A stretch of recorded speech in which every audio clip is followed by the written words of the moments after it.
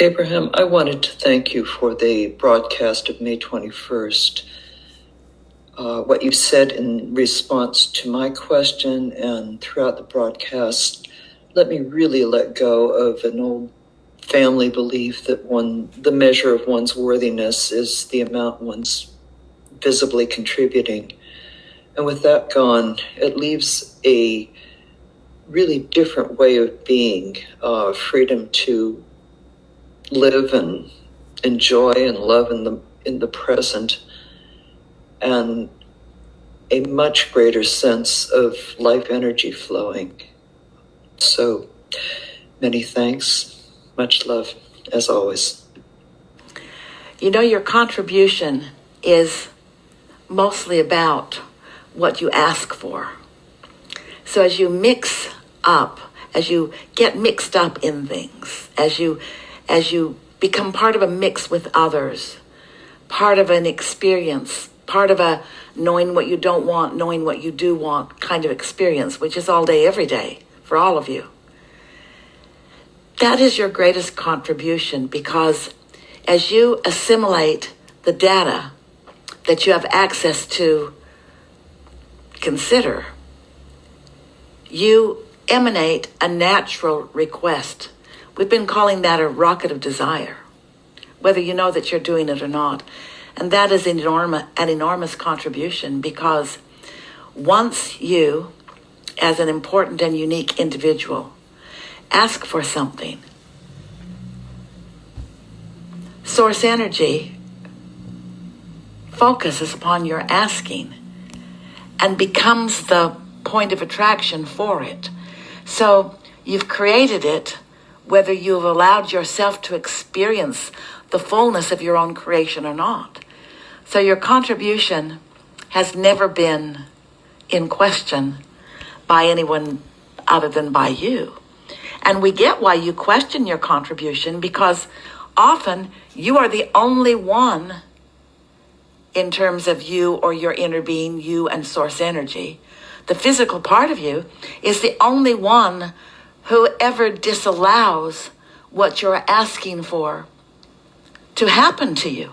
In other words, when you ask for something, your inner being receives the benefit of your request, because your inner being focuses upon your request with no resistance and receives the life experience of becoming what you have asked for.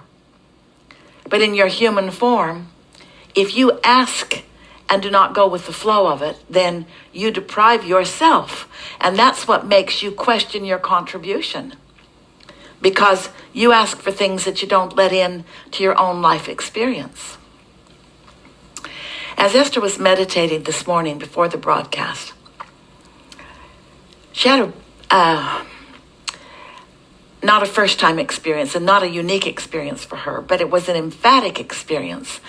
And we want to describe it to you because we think this is a wonderful place to begin as we talk about your point of attraction, about you stepping into this field of attraction in the same way that you step into the field of gravity, and how that greater law does its effective thing. It has its effect on you based upon how you've presented yourself to it.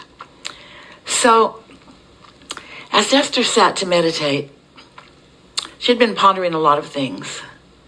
And so her thoughts were on many different subjects. And mostly feeling good, but some things that she's working on, some things that she's trying to straighten out. And so she sat to meditate, and she turned on the brown noise that she likes to hear in the background, and set a timer for 20 minutes. And right away, as always, Esther could feel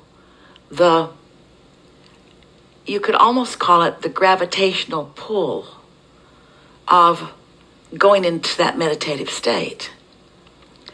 But she could also feel the tug of where she was. So it was like we were calling her into the frequency that she intended, while her thoughts were calling her to the frequency of what was going on. So there was a true vibrational tug of war happening in Esther. She could feel it. Have you seen movies where someone is in a rocket ship and they are moving at a high velocity from the launch pad into outer space, and the G-forces in the rocket or in the jet are pulling them back, and you can see the strain on their body? Well, that's a bit what this tug of war is like. And let's think about what that tug of war in the rocket ship is like, because the gravitational pull of the planet is pulling against the rocket forces and anyone who's in the middle of that is feeling that experience. And then, have you ever been in a rocket yourself? You have.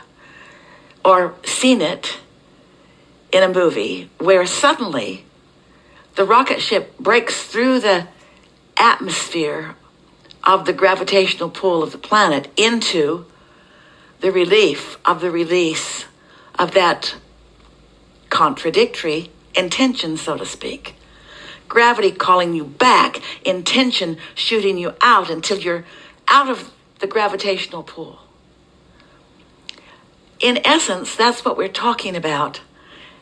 Analogies are never perfect because it captivates you and can send you off in different directions. But what we want you to hear from this analogy is that you have a true gravitational pull from your childhood, from your early teachers, from your peer group. In other words, every thought that you have ever thought still exists, and you laid down tracks. A thought that you continue to think is what you are referring to when you talk about a belief, an expectation, or a belief. These are strong gravitational pulls of beliefs that often no longer serve you. But as you move through your life experience, and you have different experiences that give you different insights, and you allow yourself to receive the benefit of some of the things that you're asking for, while you deprive yourself of others, there's quite a mix going on within you. The potential for a lot of tug of wars. When you have a desire that you don't believe, that's a strong tug of war. And let's take that to a very clear place for you. When you have a desire that your inner being believes, and your inner being is calling law of attraction to that belief, but your belief is still fixated on why you want it, what's gone wrong that is causing you to ask for it, can you see how there are, in this analogy, two gravitational pulls? That of your inner being, who knows who you have become and what you really want, who is focused without resistance, and the law of attraction is responding to the inner being part of you. But if you are in your human form, justifying why you want it by pointing out how bad it is without it, then you've created a tug of war. And as Esther meditated this morning for a brief while, maybe the first 3 minutes of her 20-minute meditation time, she felt that tug of war as her habit of belief, her practiced thought, was still holding her down, so to speak, from that free-flowing, life-giving, soothing, soaring, exhilarating, free-floating, freedom from resistance that meditation will give you. This first video speaks to that. The contribution that you make is in the rockets that you launch.